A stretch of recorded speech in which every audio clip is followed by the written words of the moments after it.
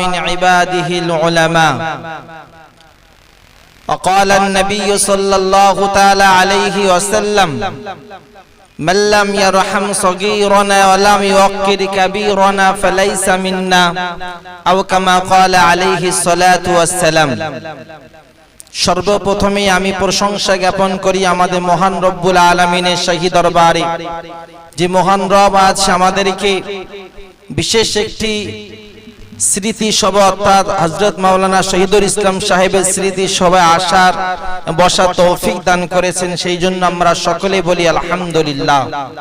তারপরে আমাদের প্রিয় নবী প্রিয় রাসূলের শানে অসংখ্য দরুদে সালাম প্রেরণ করি আমরা সকলে বলি সাল্লাল্লাহু আলাইহি ওয়াসাল্লাম।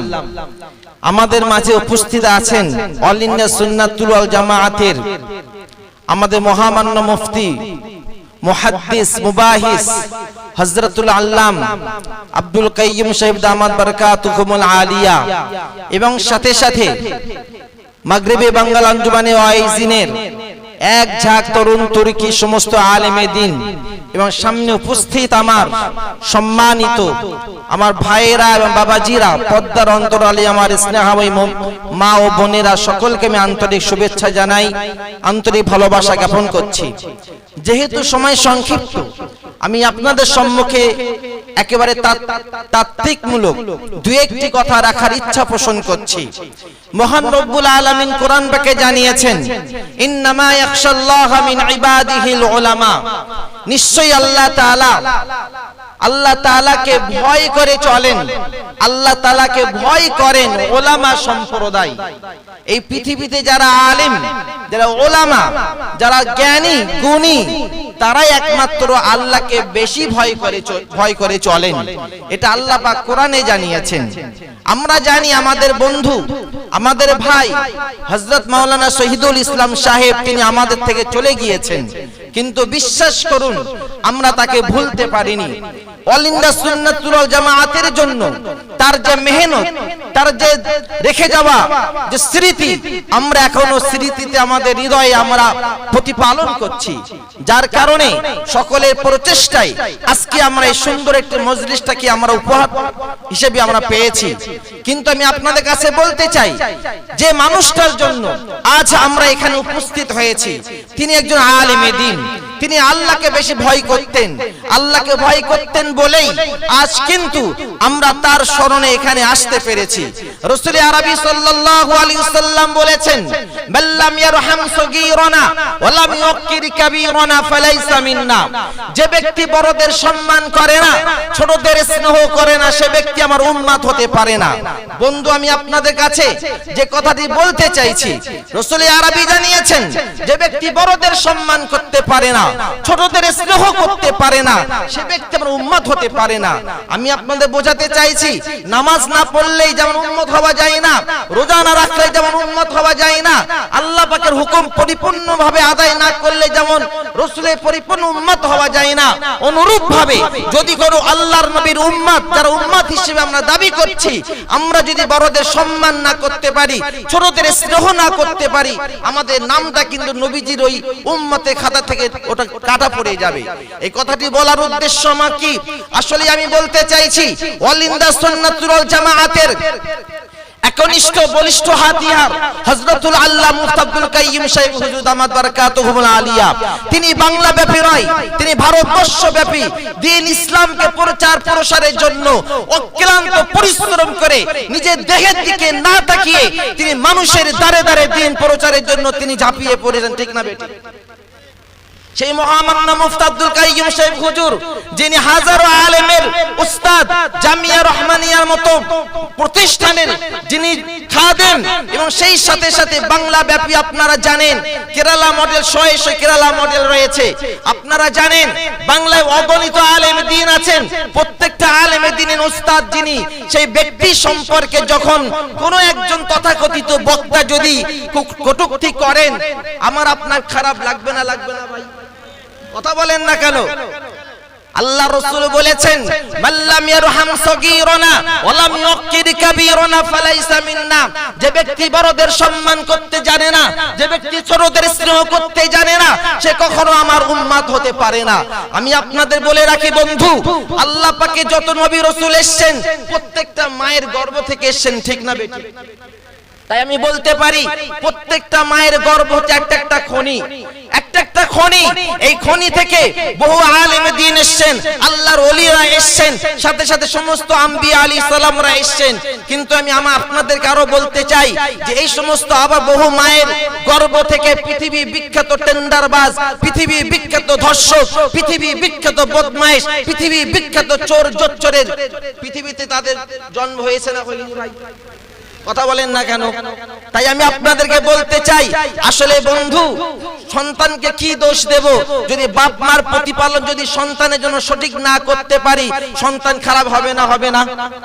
সেই জন্য বলছি বড়দের সম্মান করা, ছোটদের স্নেহ করা। রাসূল আরবি সাল্লাল্লাহু আলাইহি সাল্লাম জানিয়েছেন যে এটা প্রত্যেকটা মুসলমানের নৈতিক দায়িত্ব, কর্তব্য। কিন্তু দুঃখ লাগে তথাকথিত আলেমে দ্বীন যে কোরআন শরীফ সহি শুদ্ধ করে পড়তেও জানে না। বড় কষ্ট করে বলতে হচ্ছে আপনাদের সম্মুখে।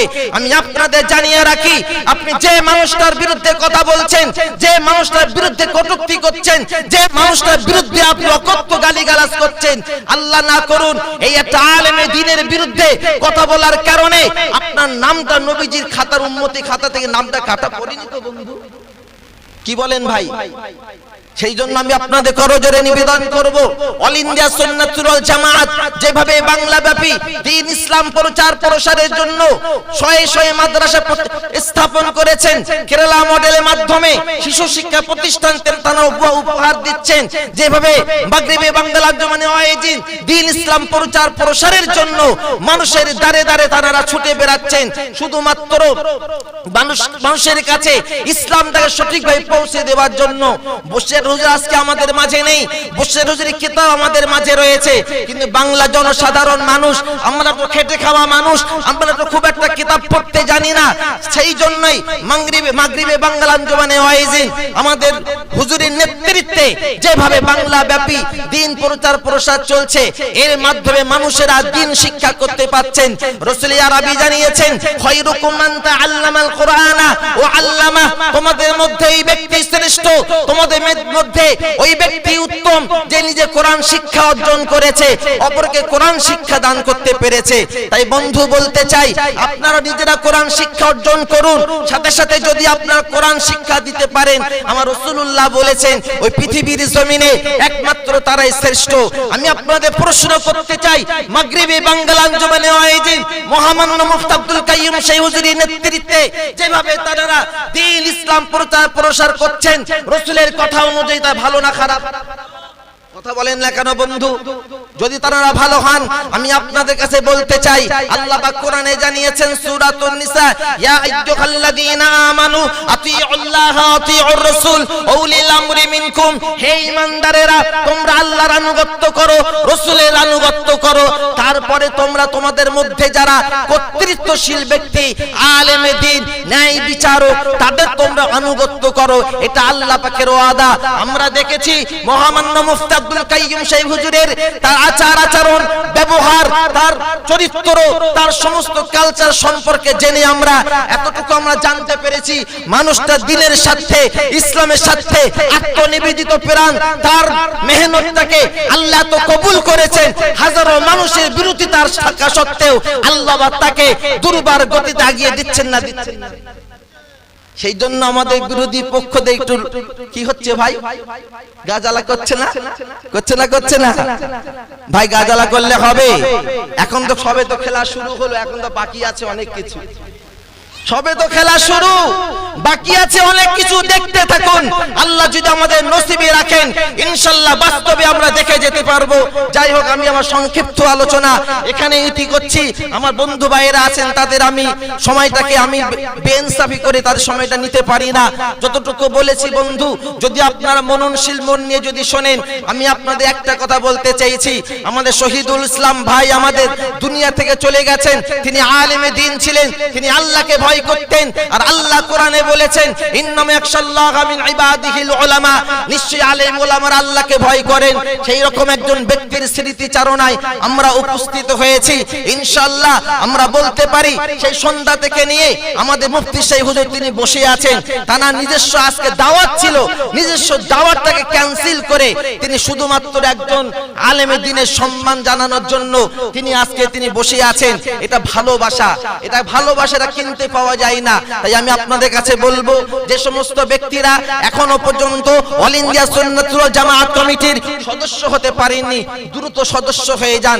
আপনারা একজন সঠিক দলের সদস্য হতে পারবেন, কারণ রাসূলুল্লাহ বলেছেন ইয়াদুল্লাহি আলাল জামাআ, জামাতবদ্ধ ব্যক্তি যারা হবেন তাদের উপরে আল্লাহর রহমত বর্ষণ হতে থাকবে। যারা জামাতবদ্ধ হবে তাদের প্রতি আল্লাহর রহমত বর্ষণ হবে। যারা জামাত থেকে বিচ্ছিন্ন হয়ে যাবে তাদের স্থান কিন্তু জাহান্নামী হয়ে যাবে।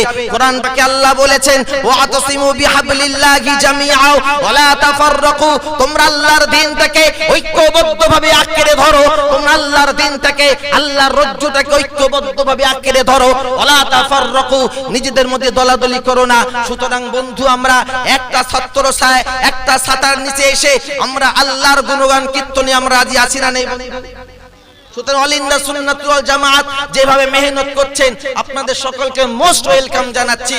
এই সাথে এই মেহনতে আপনাদেরকে আমরা আহ্বান করছি, আসুন আগামীকাল আপনার কনভেনশন হতে চলেছে ইনশাআল্লাহ, যদি আপনারা পারেন যাবেন।